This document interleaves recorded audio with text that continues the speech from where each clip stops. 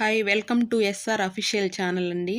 మేమైతే ఈ హాలిడేస్కి అయోధ్య, ప్రయాగ్రాజ్ ఇంకా చాలా ప్లేసెస్కి అయితే వెళ్ళాము.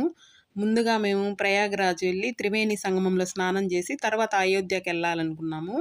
మేమైతే ప్రయాగ్రాజ్కి వచ్చి అలహాబాద్ స్టేషన్లో దిగి త్రివేణి సంగమంకి వెళ్దామని చెప్పి ఆటోలో వెళ్తున్నాము. ఇక్కడ కోట కనిపిస్తుంది కదా, ఆ కోటలో హనుమాన్ టెంపుల్ ఉంటుందంట. హనుమాన్ టెంపుల్ ప్లస్ ఆ కోట సంవత్సరానికి ఒక్కసారి మొత్తం వాటర్తో నిండిపోతుందంట. మాకు ఆటో డ్రైవర్ అయితే చెప్పాడు. ఈ కోట త్రివేణి సంగమంకి పక్కనే ఉంటుంది. ఇప్పుడైతే మేము త్రివేణి సంగమం దగ్గరికి వచ్చేసాము. ఇక్కడ బోట్లో ఎక్కి త్రివేణి సంగమం దగ్గరికి, అంటే స్నానం చేసే దగ్గరికి వెళ్ళాలన్నమాట. ఇందాక చెప్పాను కదా కోట అని, ఆ కోట ఇది.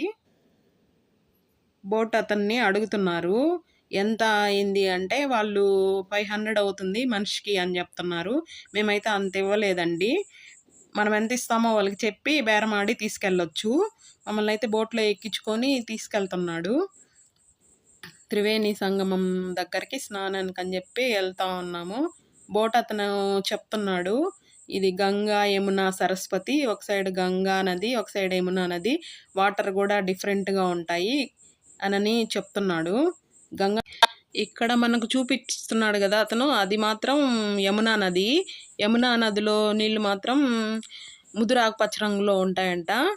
గంగా నది వాటర్ మాత్రం కొంచెం లైట్ ఎర్రమట్టి కలర్లో ఉంటాయి, చూడండి అని చూపించాడు. మేము చూసాము.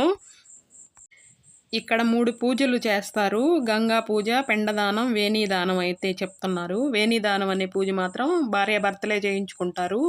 అది ఇక్కడ మాత్రమే చేస్తారు, ఇంకెక్కడ చేయరు ఆ పూజ అని చెప్పాడు.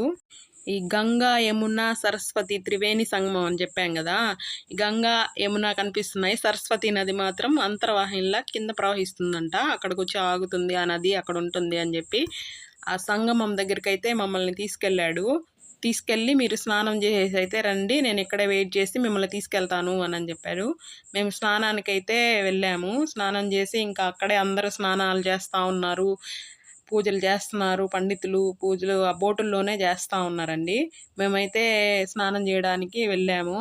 మాతోటే మేము దీపాలు అయితే తీసుకెళ్ళాము. ఒక్కొక్క నదికి ఒక్కొక్క దీపం అన్నట్టుగా మేము దీపాలు తీసుకెళ్ళి ఒక్కొక్క నదికి ఒక్కొక్క దీపం చొప్పున 3 దీపాలు అయితే వదిలాము అక్కడ. ఇక్కడ 12 సంవత్సరాలకు ఒకసారి కుంభమేళా జరుగుతుంది. అప్పుడైతే ఫుల్ జనాలు లక్షల్లో వస్తారంట. ఇప్పుడైతే మేము దీపాలు అయితే వదిలేసి స్నానం చేస్తున్నాము. ఇక్కడ సమ్మర్లో అయితే కొంచెం లోతు తక్కువ ఉంటుందంట.